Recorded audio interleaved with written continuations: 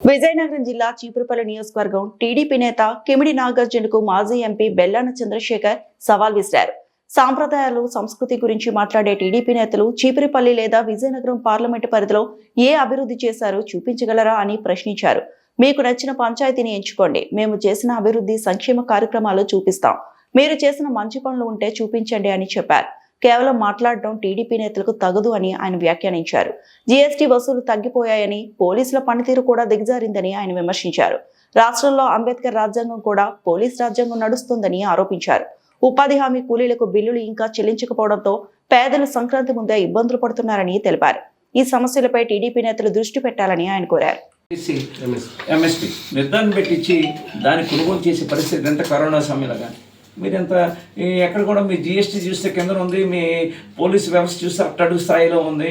వాటి మీద దృష్టి పెట్టి వాటి మీద చేయండి అని చెప్పి తెలియజేస్తాను.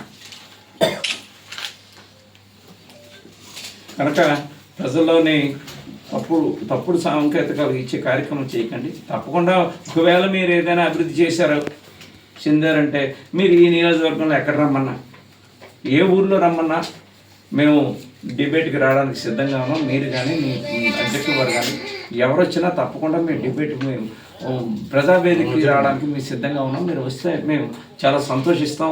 ప్రజలకు తెలియాలి ఎవరు అభివృద్ధి చేశారు, ఎవరు అభివృద్ధి చేయలేదు అనే దాని మీద మనం తెలియాలంటే ఊరికనే మనం ఏదో పత్రికల మూలకంగానో ఎలక్ట్రానిక్ మీడియంలోనో కొంచెం మనం మాటలొచ్చు తెలుగుగా మాట్లాడగలుగుతాం అని చెప్పేసి అని కాకుండా గ్రామాల్లోకి రండి. గ్రామాల్లోకి వస్తే మనం తప్పకుండా చర్చ విధంగా మీరు ఉన్న 110, 120 పంచాయతీలు ఏదైతే చీపురుపల్లి నియోజకవర్గంలో లేదు, పార్లమెంట్ నియోజకవర్గంలోని ఏ గ్రామం వచ్చినా మనం రమ్మంటే మేము రావడానికి సిద్ధంగా ఉన్నాం. ఈ అభివృద్ధి గురించి కానీ సంక్షేమ కార్యక్రమాల గురించి ఇవాళ ఉపాధి హామీ పథకం ఎన్ఆర్జీఎస్ 40% స్టేట్ గవర్నమెంట్ ఇవ్వాలి, అది చేసుకోలేని పరిస్థితి ఉంది ఇవాళ స్టేట్ గవర్నమెంట్. ఇవాళ ఉపాధి హామీ పథకానికి సంబంధించి బిల్లులు ఇవ్వాల్సింది ఉంది లేబర్కి. ఇంతవరకు లేబర్కి డబ్బులు రాలేదు. వాటికి సంబంధించి ఇవాళ ప్రజలందరూ కూడా కటకట్లు ఆడుతున్నారు. పండగ ఎలా చేసుకోవాలి, ఏంటి ఇబ్బంది. ఈ పరిపాలన అంతా పోలీసులతోనే పరిపాలన చేస్తున్నారు తప్పించి ప్రజాస్వామ్యబద్ధంగా అంబేద్కర్ రాజ్యాంగబద్ధంగా మీరు పరిపాలన చేయట్లేదని మీ అందరికీ తెలియజేస్తాం.